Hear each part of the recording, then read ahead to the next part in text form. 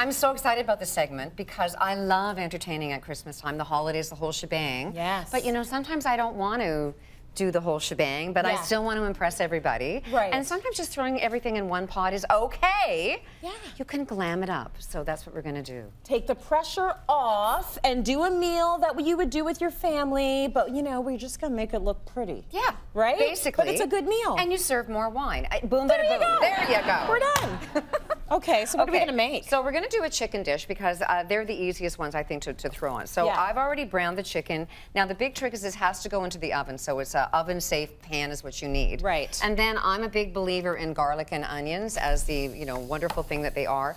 A little home economist, a professional home economist tip is that you always chop your garlic up, let it oxidize, and so it's more bioavailable to your body. All those wonderful things that they say garlic is good for. So you mean don't just chop it up right away and put it in the pan, give it some time? Give it some time to actually breathe. And then all that wonderful stuff, the antioxidants are more, your body goes, oh, hi, come on in. Yeah, exactly, as opposed to going, oh, yeah, you just smell. Anyway, so, okay, good. So we would brown this up really well, and I'm going to let that sit there for a minute. I'm going to put a little bit, teeny bit more oil in, only because it was sitting around while I was backstage. Yep. All right, I want to try a little home economist lesson on a sweet potato.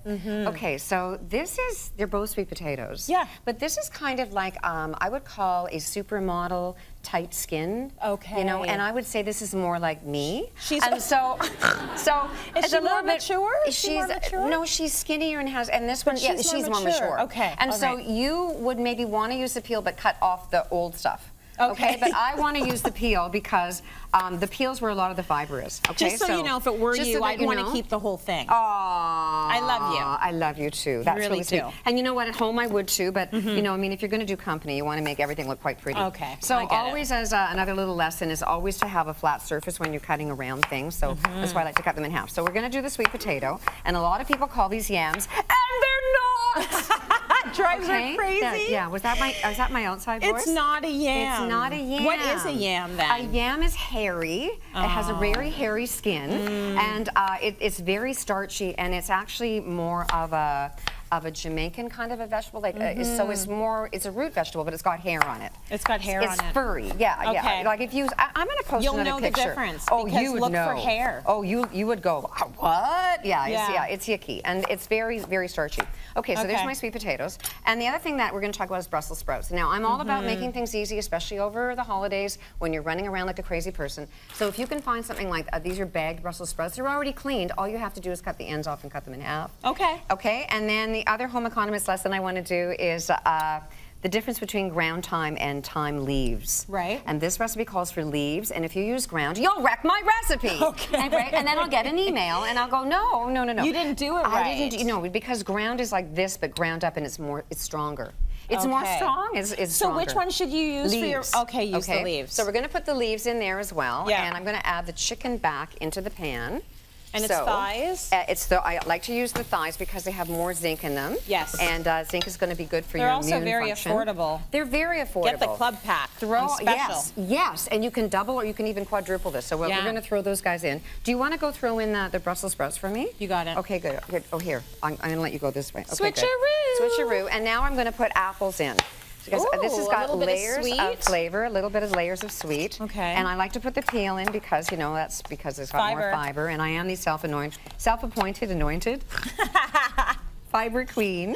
And I don't know if you're noticing, but I don't cut apples normally. I just think it's easier if you do them like this because if you try to do all the core out, it's just, you know, you're only going to save a teeny bit anyway. Do you eat a little bit around there? Sure, you could totally do that. That's so what my husband would do. Would he? Okay. Waste not, want not. Right, okay, well, eat it all. I have a composter too. So you just keep piling all this stuff in. Okay. And then my secret ingredient is, I'm going to put this is chicken broth. There's no salt in it.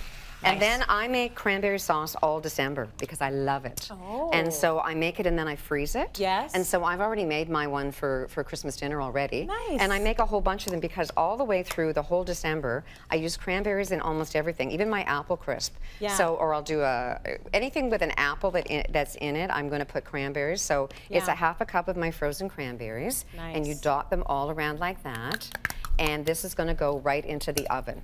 Okay. Okay. So that would cook for like, about 35, 40 minutes, but you want to take it out and kind of zhuzh it because the bottom stuff's going to get really wet and the top stuff's a bit too roasty. Mix it up. Okay, so there's the one for your family. Yeah, okay. so there you go, kids. Enjoy. Yeah, I just basically dumped it on the plate. Yeah, okay, that's and what like we do. mismatch things. But over here, now it's ding dong. Hello. Hello. I didn't realize you were coming over tonight.